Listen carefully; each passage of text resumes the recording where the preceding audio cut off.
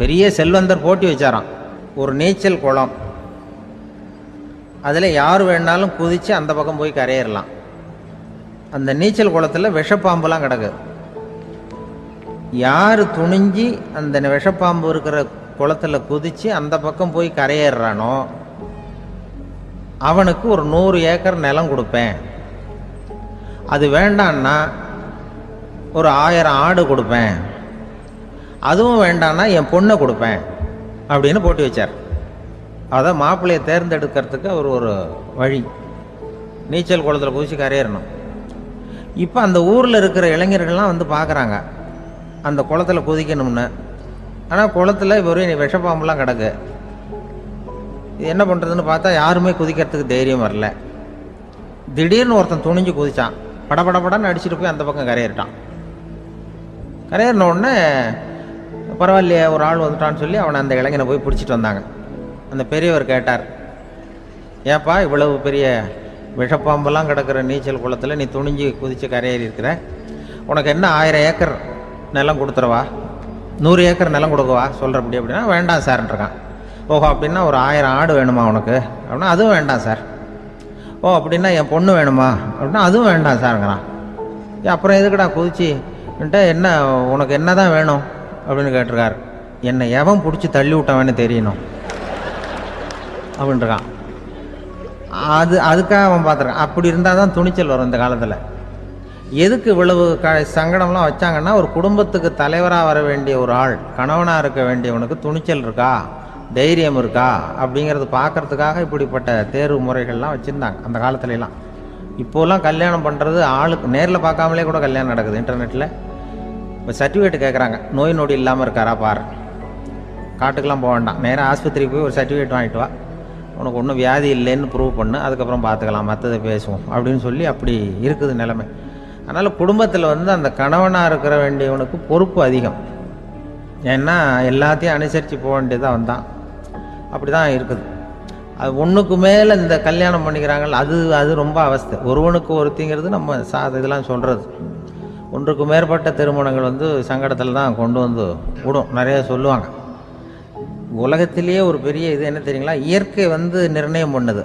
இப்போ வந்து நம்ம சில பேருக்கு எனக்கு பொம்பளை பிள்ளை வேண்டாம் ஆம்பளை பிள்ளை வேண்டான்னு சொல்லி இந்த ஸ்கேன் பண்ணி என்னென்னோ பண்ணிகிட்டு இருக்கிறாங்கல்ல. ஆனால் இயற்கை வந்து அந்த 50-50 ரேஷியோவை அது வந்து மெயின்டைன் பண்ணிகிட்ருக்கு. இந்த உலகத்தில் ஒரு அதிசயமான உண்மை என்னென்னா, 116 ஆம்பளை பிள்ளை பிறந்தா 100 பொம்பளை பிள்ளை பிறகுதான்.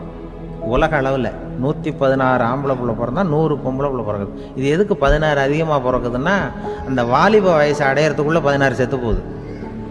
16 அங்கங்கே ஓடுறது, கொஞ்சம் முரட்டுத்தனமாக போகிறதுனால செத்து போகுது. அந்த 50-50 இந்த ஒருத்தருக்கு ஒருத்தங்கிற ரேஷியோவை இயற்கை வந்து மெயின்டைன் பண்ணிகிட்டு இருக்கு. அது ஒரு பெரிய அதிசயம்.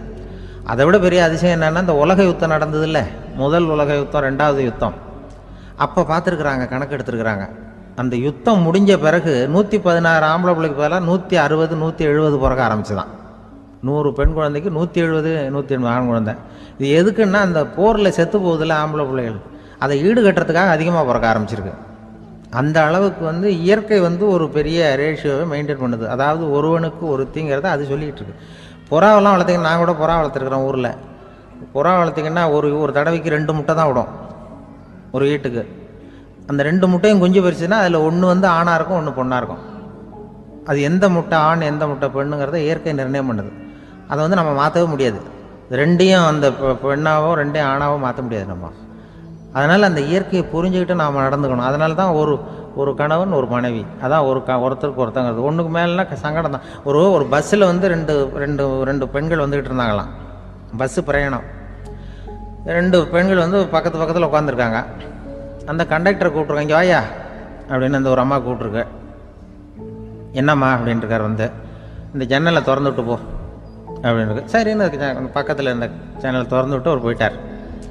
பக்கத்தில் இருந்தம்மா உடனே இங்கே வாயா மறுபடியும் வாயான்னு கூப்பிட்ருக்கு. வந்து என்ன இந்த ஜன்னலை மூடிவிட்டு போ அப்படின்ட்டுருக்கு. மூடிவிட்டு போனார். மறுபடியும் அந்த முன்னாடி கூப்பிட்டது வாமா வாயான்னு மறுபடியும் கண்டக்டரை கூப்பிட்டு, என்ன இந்த பார், இந்த ஜன்னலை வந்து நீ மூடி வச்சின்னா நான் மூச்சு திணறி செத்து போடுவேன். அப்புறம் உடனே பக்கத்தில் இருந்தம்மா தபாரியா அந்த அம்மா பேச்சை கேட்டுட்டு நீ திறந்து வச்சின்னா நான் குளிர் தாங்காமல் செத்து போடுவேன் அப்படின்ட்டு அவர் தலையை பிச்சுக்கிறார் கண்டக்டர். என்னடா பெரிய ரொம்ப போச்சேன்னு, கொஞ்சம் தூரம் பிரயாணம், இதில் கூட அட்ஜஸ்ட் பண்ணி போகக்கூடாதா அப்படின்னு. அப்போ அந்த பஸ்ஸில் பின்னாடி ஒருத்தன் கடைசி சீட்டில் வெயில் தாங்காமல் சட்டையெல்லாம் கட்டி போட்டுட்டு ஒரு கிராமத்து ஆள் பீடி குடிச்சிட்டு வரான். அவர் கூப்பிட்ருக்கான் அந்த ஆள், அந்த கண்டக்டர் இங்கே வாயா, அங்கே என்ன தகராறு அப்படின்னு. அந்த எதிர்த்து வீட்டுக்காரன் வந்தானே முன்னாடி பஞ்சாயத்துக்கு, அது மாதிரி கண்டக்டர் இங்கே வாயா, அவன் ஏன் நீ என்ன சொல்ல போகிற அப்படின்ட்டு வந்திருக்கான். சட்டையெல்லாம் கட்டி போட்டு பீடி குடிக்கிறோம், பீடி புகையை ஊதி விட்டு அங்கே என்ன தகராறு அப்படின்னு கேட்டிருக்கான். ஒன்றும் இல்லையா, அந்த அம்மா வந்து ஜன்னலை திறந்தா செத்து போவேங்குது, இந்த அம்மா ஜன்னலை மூடுனா செத்து போவேங்கிறது, நான் என்னையா பண்ணுறது ஒரு ஆள், இதுக்கு ஏன் கவலைப்படுறேன், நான் சொல்கிறத கேள், நான் தீர்த்து வைக்கிறேன் பிரச்சனையை அப்படின்னு சொல்லிவிட்டு பீடியை எடுத்துவிட்டு புகையை ஊதிவிட்டு சொன்னானா, கொஞ்ச நேரம் அந்த ஜன்னலை மூடி வை, அந்த அம்மா செத்து போவோம், அப்புறம் திறந்து வை, இந்த அம்மா செத்து போவோம், நாம் நிம்மதியாக போகலாம் அப்படின்னு சொல்லிட்டு பீடி குடிக்க ஆரம்பிச்சிட்டான். அவருக்கு கோவம் வந்துட்டுது கண்டக்டருக்கு, நீ உனக்கு என்ன நீ பாட்டுக்கு சொல்லிட்டு போடுவ, அந்த 2 அம்மாவும் செத்து போச்சுன்னா அவங்க வீட்டுக்காரனுக்கெல்லாம் யார் பதில் சொல்கிறது அப்படின்னா, கவலையே படாத, 2 பேருக்கும் நான் தான் வீட்டுக்காரன். அதனால தான் அந்த யோசனையை சொன்னேன் அவங்ககிட்ட. அப்புறம் இதுதான், இந்த ஒன்றுக்கு மேலே போச்சுன்னா அது இயற்கைக்கு விரோதம், இப்படிலாம் ஆகும். அதனால தான் அவன் அவ்வளவு ஒன்றுமே வேண்டான்ட்டு கடைசி பெஞ்சு இதில் போய் சீட்டில் உட்காந்துக்கிட்டான். அப்படி அது இயற்கையை புரிஞ்சுக்கிட்டு வாழணுங்கிறது முக்கியம். குடும்பத்தில் வந்து கணவனுடைய பங்கு என்ன, மனைவியினுடைய பங்கு, குழந்தை குட்டிகள்லாம் சொல்லுவாங்க, அப்படி இருக்கணும். கணவன்கிறவனுக்கு நிறைய சகிப்புத்தன்மை தேவைப்படுது. மனுஷனுக்கு வந்து வேல்யூ விஞ்ஞானம் எப்படி போட்டிருக்குன்னா, ஒரு மனித உடம்பில் இருக்கிற கால்சியத்தை மட்டும் தனியாக எடுத்தால் ஒரு சின்ன ரூமுக்கு வெள்ளை அடிக்கலாமா, ஒரு மனுஷ உடம்புல இருக்கிற பாஸ்பரஸை மட்டும் தனியாக எடுத்தால் ஒரு 40 நெருப்பூச்சி தயார் பண்ணலாம், ஒரு மனுஷ உடம்புல இருக்கிற இந்த கொழுப்பு சத்தை மட்டும் தனியாக எடுத்தால் ஒரு 7-8 சோப்பு கட்டி தயார் பண்ணலாம். அதுமாதிரி ஒரு மனுஷ உடம்புல இருக்கிற இரும்பு சத்தை மட்டும் தனியாக எடுத்தால் ஒரு 2 அங்குல அணி 2 செய்யலாம். இவ்வளவுக்கும் விலை போட்டால் 42 ரூபா 50 காசு. இதுதான் மனுஷனுக்கு விஞ்ஞானம் போட்டிருக்கிற விலை. அது எப்போ அது ஒசரும்னா, அவன் மனுஷனாக இருக்கிற வரைக்கும் இருக்கிறப்ப. அதுவும் செத்து போனால் அதுவும் கிடையாது, செத்து போனால் அதுவும் குறைஞ்சிரும். மிருகங்களுக்கெல்லாம் அப்படி இல்லை, செத்ததுக்கு அப்புறம் விலை கூடும். அங்கெல்லாம் எல்லா ஊர்லேயும் பார்த்திங்கன்னா உயிர் கோழி 50 ரூபா, உரிச்ச கோழி 60 ரூபான்னு போட்டிருக்கோம். செத்ததுக்கு அப்புறம் 10 ரூபா அதிகம். மனுஷனை வந்து நீ உயிர் மனுஷன் 42 ரூபா 50 காசு, செத்ததுக்கு அப்புறம் 52 ரூபான்னா நீயே வச்சுக்கிடாது, எனக்கு இது கண்டு போடும். அவன் வந்து எப்போ அவனுக்கு வேல்யூ கூடும்னா, மனிதனாக வாழும்பொழுது தான் வேல்யூ கூடும். குடும்பத்தில் வந்து அந்த பாசத்தோடு வாழணும்னு கடவுள்கிட்ட கேட்டு சொன்னாங்களே, அதுதான். இந்த சமூகங்கிறதும் ஒரு பெரிய குடும்பம்தான். அதனால தான் இந்த நாட்டுக்குள்ள பெருமையை எல்லாரும் ஒற்றுமையாக இருந்தால் எதையும் சாதிக்கலாம்ங்கிறது தான் இந்த நாட்டுக்குள்ள பெருமை. அப்படி நிரூபித்தோம். அதனால் சமூகங்கிறதும் ஒரு குடும்பம் மாதிரி இருக்கிறது தான் பெருசு.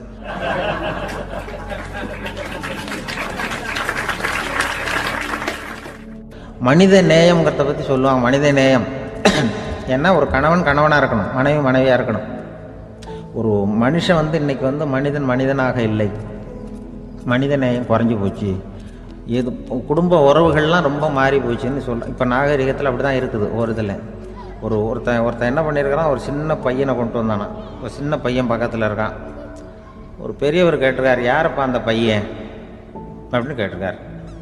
இவன் சொன்னான்னா, இந்த பையன் எனக்கு தூரத்து உறவுன்னு இருக்கான். சரி, தூரத்து உறவுன்னா எப்படி அப்படின்னு கேட்டிருக்கான். இந்த பையன் எங்கள் அப்பாவுக்கு 8வது பிள்ளை அப்படின்னானா. கூட பிறந்தவனே அவ்வளோ தூரமாக போயிட்டான், 8வதாக பிறந்தான். அப்படி இருக்குது குடும்ப உறவுகள்ங்கிறது. இப்போ சில இதெல்லாம் இப்போ ஜாதி மத வேறுபாடெல்லாம் வந்து நம்முடைய முன்னேற்றத்தை வந்து தடுக்கும். விலங்குகள் வந்து நம்மளோட மேலானது. அதான் ஒரு ஊரில் ஒரு சிவன் கோயில் இருந்து தான். சிவன் கோயிலில் அந்த புறாவெல்லாம் வளர்ந்துக்கிட்டு இருந்திருக்கு. அந்த மாடத்தில், சிவன் கோயில் மாடத்தில் புறாவெல்லாம் குடியிருந்துருக்கு. உடனே அதுக்கு கும்பாபிஷேகம் பண்ணுறதுக்காக ஊரில் திட்டம் போட்டாங்க. சிவன் கோயிலுக்கு வெள்ளடிக்க ஆரம்பித்தாங்க. வர்ணம் பூச ஆரம்பித்ததும் அதுக்கு சாரம் கட்டுவாங்கல்ல, இந்த குச்சியெல்லாம் வச்சு சாரம் கட்டுவாங்க. உடனே இந்த புறாவெல்லாம் என்ன பண்ணிச்சான், இனிமேல் நம்ம இங்கே வெள்ளை அடிக்கிறாங்க, கும்பாபிஷேகம் வருது, நம்ம இங்கே குடியிருக்க முடியாது, எதிர்த்தாப்புல எங்கே போகலான்னு பார்த்துருக்கு. இந்த உயரம் கோபுரத்தில் இருந்த புறாவெல்லாம் எதிர்த்தாப்புல ஒரு மாதா கோயில் இருந்திருக்கு, சர்ச்சு. அங்கே சில மாடங்களில் புறாவெல்லாம் இருக்குது, சில மாடம் இருக்குது. உடனே நம்மளாம் அங்கே போடுவோம் கொஞ்சம் காலத்துக்குன்னு எல்லாம் புறப்பட்டு இந்த மாதா கோயிலுக்கு போயிடுது. அங்கே போனால் அங்கே இருக்கிற புறாவோடு சேர்ந்து இதுவும் குடியிருந்துட்டுருக்கு. கொஞ்ச நாள் என்னாச்சு, அங்கே கிறிஸ்மஸ் வந்துட்டுது. கிறிஸ்துமஸ் வந்ததும் சரி இங்கேயும் வெள்ளடிக்க ஆரம்பிக்கிறாங்க. நம்ம மறுபடியும் எங்கடா போகிறதுன்னு பார்த்தா அங்கே இருக்கிற புறாவோட சேர்ந்து இதுவும் சேர்ந்து நேராக ஒரு பள்ளிவாசல் இருந்தது எதுக்கு, அங்கே இருக்கிற மாடத்தில் போய் அங்கே குடியேறிட்டுது எல்லாம். அங்கே போனால் அங்கே ரமலான் மாதம் வந்து ரம்ஜானுக்காக அதையும் புதுப்பிக்க ஆரம்பித்தாங்க. இது என்ன பண்ணுறதுன்னு சொல்லி இந்த 3 செட்டு புறாவும் சேர்ந்து என்ன பண்ணிச்சு, எங்கே போகலான்னு பார்த்தா மறுபடியும் அதுக்குள்ளே இந்த சிவன் கோயிலில் கும்பாபிஷேகம் முடிஞ்சு போச்சான், முடிஞ்சிருக்கு, அங்கே போடுவோம் எல்லாருன்னு சொல்லி எல்லா புறாவும் அந்த சிவன் கோயிலுக்கு வந்துட்டுது. அங்கே போய் மாடத்தில் அதை குடியிருந்துட்டுது. அப்போ திடீர்னு ஒரு நாள் பார்த்தா ஒரே கலவரம் பூமியில் எல்லாம் ஒருத்தன் அருவாளை தூக்கிட்டு நிற்கிறான், குச்சி எடுத்து ஒருத்தனை சுட்டுக்கிறான், ஒரே கலவரம், சத்தம், ஒரே மத கலவரம் வந்துட்டுது ஊரில். அப்போ புறாவெல்லாம் மாடத்தில் இருந்துக்கிட்டு ஒரு குஞ்சு புறா அவங்க அம்மாட்ட கேட்டு தான், இது என்ன இந்த மனுஷனுக்கு என்னாச்சு, அவன் கத்தியை தூக்கிட்டு நிற்கிறானே அப்படின்னு கேட்டு தான். ஒரு குஞ்சு புறா அவங்க அம்மாட்ட கேட்டுதான், அம்மா புறா. இப்போ அம்மா அந்த புறா சொல்லித்தான், மனுஷனுக்கு இப்போ மதம் பிடிச்சிருக்கு, அதான் கத்தியை தூக்கிட்டு நிற்கிறான் அப்படின்ட்டுருக்கு. இப்போ நமக்கெல்லாம் பிடிக்கலையே அப்படின்னு தான். அப்போ அந்த புறா சொல்லித்தான், அந்த பாருமா, நாம் வந்து இந்த சிவன் கோயிலில் இருந்தாலும் நமக்கு புறான்னு தான் பேர், இந்த மாதா கோயிலுக்கு போனாலும் நமக்கு புறான்னு தான் பேர், பள்ளிவாசலுக்கு போனாலும் நமக்கு புறான்னு தான் பேர். அந்த மனுஷன் அப்படி இல்லை, அவன் இங்கே இருக்கிற வரைக்கும் இந்துன்னு சொல்லுவான், அங்கே மாதா கோயில் இருந்தான்னா கிறிஸ்தவன்னு சொல்லுவான், பள்ளிவாசலில் இருந்தான்னா முஸ்லீம்னு சொல்லுவான். அப்போ குஞ்சு புறா அது என்ன இப்படி பண்ணுறாங்க மனுஷங்க, இப்போ அவங்கள விட நம்ம வசதி போல் இருக்க, நம்ம தேவலாம் போல் இருக்க அப்படின்னு தான் அந்த குஞ்சு புறா. அப்போ அந்த தாய் புறா சொல்லித்தான், உண்மைதான், அதனால தான் நம்ம மேலான இடத்துல இருக்கிறோம், அவன் கீழே நிற்கிறான் இன்னமும் அப்படின்னு சொல்லித்தான். இதுதான் அந்த குடும்பம்ங்கிறது, சமுதாயம்ங்கிறது ஒரு பெரிய குடும்பம். அது இந்த புறாகிட்டேருந்து மனுஷன் கற்றுக்க வேண்டியிருக்கு. அப்படி இருக்குது இன்றைக்கி மனுஷனுடைய நிலைமை. அதை வந்து புரிஞ்சுக்கணும். அப்படி தான் ஒவ்வொரு இதுலேயும் நாம் வந்து நடந்து கொள்ள வேண்டியிருக்குது. மிருகங்கள்டேருந்து கற்றுக்கிற வாய்ப்பெல்லாம் இருக்குது அப்படி சொல்லுவாங்க. அந்த இதில் வந்து நம்ம குடும்பத்தில் வந்து என்னென்னா, இப்போ இந்த பிள்ளைகளை பற்றி சொல்லுவாங்க. இப்போ ராமர் லட்சுமணர் கதை சொல்லுவாங்க. அதாவது ராமரும் பரதனும் பந்து விளையாடிக்கிட்டு இருந்தாங்களாம் சின்ன வயசில் பந்து விளையாடிக்கிட்டு இருந்தாங்களாம். உடனே ராமர் வந்தாராம், வந்து கோசலை அவங்க அம்மா கோசலை மடியில் சோர்ந்து போய் உட்காந்தாராம். சந்தோஷமாக வந்து உட்காந்துருக்கார். அப்போ அந்த கோசலை அம்மா கேட்டாங்களாம், ஏன்ப்பா அப்படி இவ்வளவு சந்தோஷமாக இருக்கே, என்ன காரணம் அப்படின்னு கேட்டிருக்கார். அப்படின்னு அந்த அம்மா கேட்டிருக்கு. ராமன் சொன்னான்னா, இது என் தம்பியோட நான் பந்து விளையாண்டுக்கிட்டு இருந்தேன், பரதன், அவன் வந்து ஜெயிச்சுட்டான், நான் தோத்துட்டேன், என்னை வந்து அவன் ஜெயிச்சுட்டான், அவனுடைய வெற்றி வந்து எனக்கு சந்தோஷமாக இருக்குது, தம்பியோட வெற்றி, அதனால் நான் சந்தோஷமாக இருக்கேன்னு சொல்லியிருக்கேன்.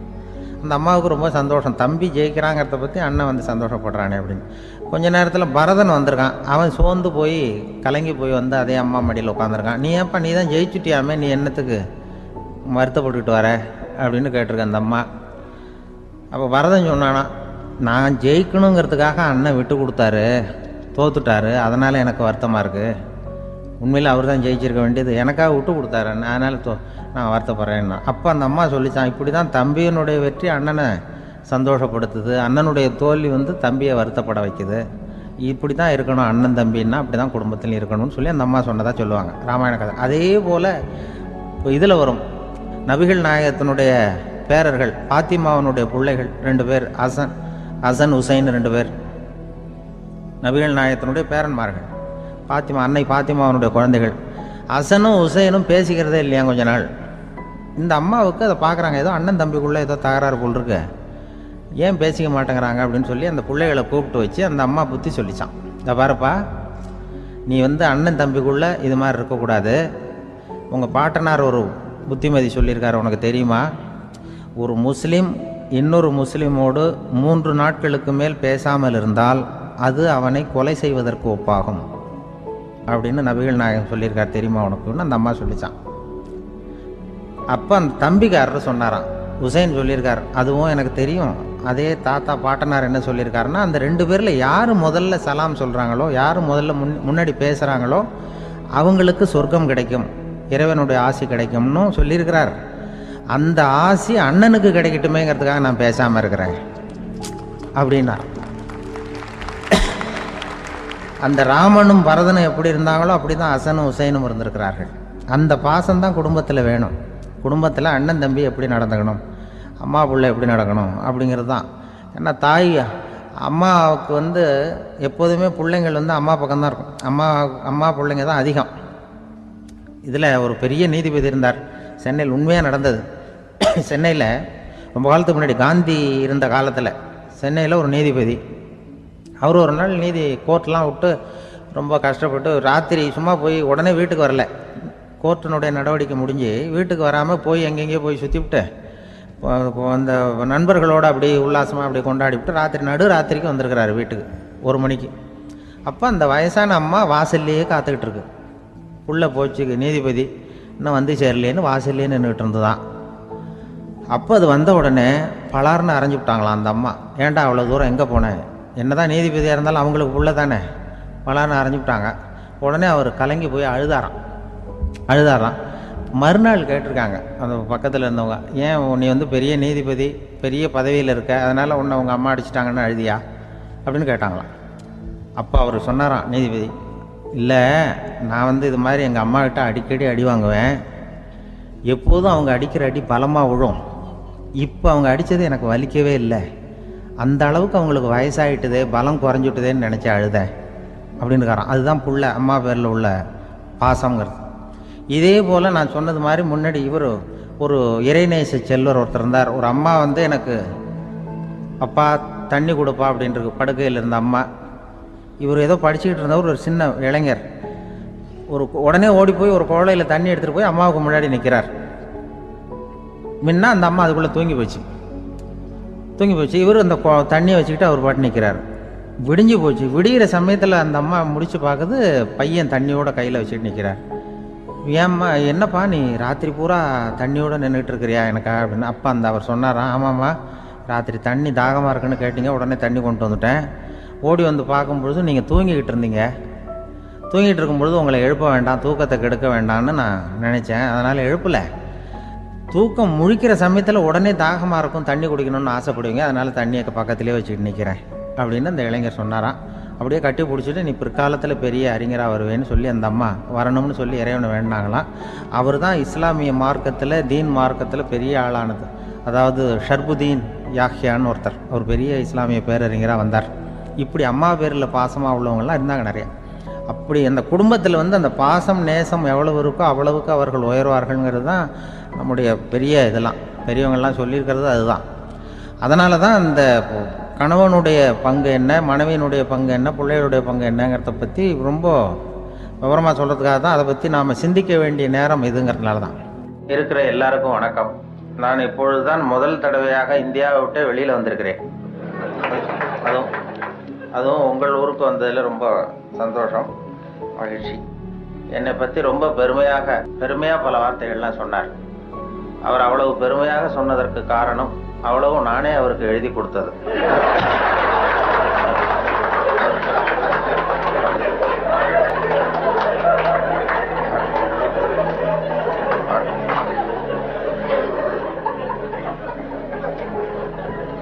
இவ்வளவு விவரமாக அவர் சொல்லுவார் என்று தெரிந்தால் இன்னும் கூட எழுதி கொடுத்திருப்பேன். அதனால அவருக்கு முதல்ல நன்றி சொல்ல வேண்டும். எனக்கு யாரும் பொன்னாடையெல்லாம் போத்துகிற பழக்கம் எனக்கு அதிகமாக அனுபவம் இல்லை, யாரும் போத்துறதில்லை. நானாக போய் பேசிட்டு வருவேன். இப்படிப்பட்ட பொன்னாடைகள் இங்கே ரொம்ப அபூர்வமாக போத்துனது, அதுவும் இந்த இடத்துக்கு ரொம்ப அவசியம். அது குளிர் அதிகமாக இருக்கிறது. நான் காசு கொடுத்து பொன்னாடை போத்திக்கிறது உண்டு சில இடங்களில். இதெல்லாம் கௌரவத்துக்காக போற்றப்படுகிற பொன்னாடை. காசு கொடுத்து பொன்னாடை போத்திக்கிறது உண்டு நாங்கள் இந்தியாவில். மாதம் ஒரு முறை இப்படி போத்திக்குவேன்.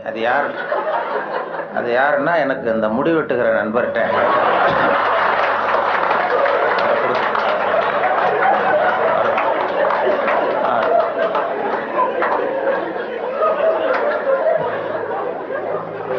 அப்படி போத்தி கொள்வது வழக்கம். அப்படிங்கிறத அவர் புரிந்து கொண்டிருப்பார்னு நினைக்கிறேன். அதுக்கு பிறகு சரி நம்ம இனிமேல் உடம்பு பூரா கடிக்கிறதுக்கு முன்னாடி வந்துடுவோம் இங்கே அப்படின்னு சொல்லி இங்கே வந்துட்டார். இங்கே தான் அவர் கடிபடாமல் இருக்கிறார். அவருடைய சிந்தனை வந்து வித்தியாசமாக நான் பார்த்து அவருடைய புத்தகத்தை எப்பொழுதுமே இது மாதிரி புத்தகம் வெளியிடுன்னா அவங்க வெளியிடுற புத்தகத்தை பரீட்சைக்கு படிக்கிறது மாதிரி படிக்கிறது. அப்போ தான் அதை பற்றி விவரமாக தெரியும்னு சொல்லி படித்து வச்சுக்குவேன். அவர் புத்தகம் அது மாதிரி ஆரம்பத்தில் சொன்னது மாதிரி செய்திகளை கவிதையாக்கி இருக்கிறாருன்னு சொன்னாங்களே, அது செய்திகளை கூட கவிதையாக்கலை, செய்திகள் ஏற்படுத்தின உணர்வுகளை அவர் கவிதையாக்கியிருக்கிறார். செய்தி அப்படியே கவிதையாக்கிப்பிடல. இப்போ அது மாதிரி இப்போது ஒரு இதில் எங்கேயோ ஒரு இடத்துல பவுன் கிடைக்கிது, பூமியில் காங்கோவிலேயே எங்கேயோ பொண்ணு கிடைக்கிதுன்னு மனிதர்கள் சல்லடை போட்டு அலசுகிறார்கள்னு ஒரு செய்தி. யாரோ மண்ணில் பொண்ணு கிடைக்கிது, தங்கம் இருக்குன்னதும் மனிதர்கள்லாம் போய் கும்பலாக சல்லடை போட்டு சலிச்சுக்கிட்டு இருந்தாங்களாம். இது செய்தி. இதை இவர் பார்க்கும் பொழுது நானும் சலிச்சு பார்க்குறேன், ஒரு மனுஷன் கூட கிடைக்கலையே அப்படிங்கிறார். அதான் அது அப்படியே செய்தி ஆக்கலை. இவர் அதை தன்னுடைய உணர்வு, அதாவது தமிழில் கவிதை எழுதுறதுக்கு கொடுத்து வைக்கணும் ரொம்ப. என்ன காரணம்னா, மொழியியல் அறிஞர்கள்லாம் என்ன சொல்கிறாங்கன்னா, மொழியெல்லாம் தெரிஞ்சவங்க, மற்ற மொழிகளில் கவிதை இருக்கிறது, தமிழ் கவிதையாகவே இருக்கிறது அப்படின்னு சொன்னாங்க. அப்படி கவிதையாகவே இருக்கிற ஒரு மொழியில் கவிதை எழுதுறதுக்கு நாமெல்லாம் கொடுத்து வைக்கணும். தமிழர்களாக பிறந்ததுக்கும் கொடுத்து வைக்கணும். ஏன்னா நம்மளை விட மற்றவர்கள் நிறைய தெரிந்து வைத்திருக்கிறார்கள் தமிழை. அந்த வெளிநாடு போனவங்கலாம் சொல்லியிருக்கிறாங்க. அந்த இது நயாகரா போய் அமெரிக்காவில் நயாகரா பார்த்தவங்க போயிட்டு பார்த்துட்டு வந்து என்கிட்ட பேசும்போது சொல்லுவாங்க, அங்கே நயாகராவில் நல்வரவுன்னு தமிழ் எழுதி வச்சிருக்கிறாங்களாம். அவங்க போய் கேட்டிருக்கிறாங்க, எதுக்கு இந்த ஊரில் தமிழ் எழுதி வச்சிருக்கிறீங்களேன்னா, உலகத்திலே பெரிய அருவி இது, அதே மாதிரி உலகத்திலேயே பெரிய மொழி தமிழ், அதனால எழுதி வச்சிருக்கிறோம் அப்படின்னு சொன்னாங்க. அவங்களுக்கு தெரியுது. ஆனால் நம்ம ஊரில் இங்கிலீஷில் தான் எழுதி வைக்கிறோம் நம்ம. அது ஏன்னா அது இருக்கட்டும், இருந்துட்டு போட்டோம் அப்படின்னு. ஆனால் அப்படி எழுதினா தான் கௌரவமாக பார்க்குறாங்க. அதனால் அப்படி எழுத வேண்டியிருக்கு வெளியூரில். அதே மாதிரி சில நாடுகளில், ஜப்பானில் ஒரு பல்கலைக்கழகத்தில் மோட்டோ அதுதான் யாதும் ஊரே யாவரும் கேளிருங்கிறது அவங்களுடைய கொள்கை. அதை அப்படியே எழுதி வச்சிருக்கிறாங்களா, யாதும் ஊரே யாவரும் கேளிருங்க. அதை விட சர்வேயர்னு ஒரு விண்கலம் அனுப்புனாங்க செவ்வாய் கிரகத்துக்கு. சர்வேயர் செவ்வாய் கிரகத்தில் மனுஷன் இருப்பானா இல்லையான்னு சோதனை கண்டுபிடிக்கிறதுக்கு இங்கேருந்து அமெரிக்காவிலேருந்து நாசாவிலேருந்து விண்கலம் போச்சு. அப்போ என்னன்னா, அங்கே மனிதர்கள் நம்ம விட முன்னேறியவர்கள், நாகரிகத்தில் பெரியவங்கள்லாம் இருப்பாங்கன்னு ஒரு சந்தேகம் அவங்களுக்கு. அப்படி இருந்தால் அவங்க எந்த மொழியில் பேசுவாங்க, அவங்களுக்கு எந்த மொழி புரிஞ்சிருக்கும் அப்படிங்கிறது ஒரு யூகத்தில் சில பதிவு செய்யப்பட்ட பேச்சுக்களை இங்கேருந்து அனுப்பலாம். இதில் ஏதாவது ஒரு மொழி புரிஞ்சுக்கிட்டு அவன் ஏதாவது பதில் சிக்னல் வரும், அங்கே இருக்கிறவங்க நம்ம விட மேலே முன்னேறியவர்களாக இருப்பாங்கன்னு சொல்லி. அப்படி சர்வேயரில் இங்கேருந்து விஞ்ஞானிகள், நாசா விஞ்ஞானிகள் பதிவு செய்த அனுப்பிய மொழிகளில் தமிழும் ஒன்று. ஏன்னா இது புரிந்தவர்கள் அங்கே யாராவது இருப்பாங்கன்னு அவங்களே எதிர்பார்த்தாங்க. ஏன்னா அவ்வளோ பழமையான மொழிங்கிறதுனால. அதே மாதிரி இயேசுவனுடைய வழிபாட்டு கொள்கைகள் 10 கட்டளைகள் அந்த ஒலிவ மலையில் 10 மொழிகளில் கல்வெட்டு மலையில் பொறிக்கப்பட்டிருக்கு. அதில் தமிழ் மொழியிலும் பொறித்திருக்கிறார்கள். இப்படிலாம் கேள்விப்படும்பொழுது அது பொறிக்க வேண்டிய இடத்துல நம்ம ஊரில் பொறிக்கலையேங்கிறது தான் கவலை. அப்படி நிறைய கேள்விப்படுகிறோம் அதை பற்றி. அப்படிப்பட்ட தமிழில் கவிதை எழுதுகிறதுக்கு அவர் கொடுத்து வச்சிருக்காரு. அவருக்கும் அதை அவங்க அம்மையார் சொன்னாங்க, அவங்க எல்லாருடைய வெற்றிக்கும் ஒரு காரணம் பின்னாடி ஒரு பெண்மணி தான் பின்னாடி இருப்பாங்கன்னா, அவருடைய வெற்றிக்கு அவருடைய மனைவி தான் காரணம் அப்படின்னு சொன்னாங்க. அது வாசகம் தான். நான் என்னுடைய வெற்றிக்கு கூட என்னுடைய மனைவி தான் காரணம். ஏன்னா நான் முக்கியமான விஷயம் எழுதும் பொழுதெல்லாம் அவங்க பிறந்த வீட்டுக்கு போயிடுவாங்க. ஏதோ ஒரு வகையில் எப்படியோ ஒரு வகையில் உதவி பண்ணுறது அது ஒரு உதவி தான். அதாமல் செய்யாமல் செய்கிற உதவி. அதனால் அவர்களை இந்த நிலைமையிலும் நான் ரொம்ப நன்றியோடு நினைத்து கொள்ளுகிறேன். நான் 2 நண்பர்கள் நாங்கள் ஊர் சுற்றி பார்க்கறதுக்காக வந்தோம். உங்கள் ஊர் அழகை பார்க்கறதுக்காக வந்தவர்கள். அதே நேரத்தில் இப்படி ஒரு வாய்ப்பு அன்பழகன் அவர்களையும் சந்திக்கிற வழக்கு. அவரும் ரொம்ப அழகானவருங்கிறது அப்புறம் தான் தெரிஞ்சது. ஊர் மட்டும் இல்லை, அவரும். அதில் என்ன பொறாமைன்னா, அவருக்கும் 60 வயசு, எனக்கும் 60 வயசு. என்னன்னா யாரும் அதனால் நான் வரும்பொழுது அவர் பக்கத்தில் உட்காந்துடக்கூடாதுன்னு நினச்சிக்கிட்டே வந்தேன். ஏன்னா அவர் பக்கத்தில் நான் உட்காந்தா எனக்கு ரொம்ப வயசானது மாதிரி தெரியுது. நல்ல வேலையாக என்னை தனியாக கொண்டு போய் அங்கே உட்கார வச்சது ரொம்ப மகிழ்ச்சி. அவர் நேற்று வரும்பொழுதே நானும் நண்பர்கள் 2 பேரோடு வந்தேன். இப்போ பொறியாளர் ஞானசுந்தரம் அவர்கள், தமிழகத்தினுடைய தலைமை பொறியாளராக இருந்து ஓய்வு பெற்ற வீரபத்திரன் என்கிற அண்ணாச்சி, அவர் வந்திருக்கிறார். 3 பேர் வந்தோம். அவர்கிட்ட தான் கேட்டேன், என்னாச்சு இவருக்கு 60 வயசுன்னா நம்பவே முடியலையே அப்படின்னு சொல்லி நாங்கள் பேசிக்கிட்டோம். அவர் பார்த்ததும் இருக்கும் அண்ணாச்சி, அது நம்மளை ஒப்பிட்டு பார்க்காதீங்க, அது அவர் இப்படித்தான் பாருங்க, நம்மளை கம்பேர் பண்ணி பார்த்தா சந்தேகமாக தான் இருக்கு, அதை பார்க்க வேண்டாம்னு சொன்னார். அப்புறம் இன்னைக்கு பார்த்தோம் இன்னும் ஒரு 5 குறைஞ்சிட்டு வயசு அப்படின்னு.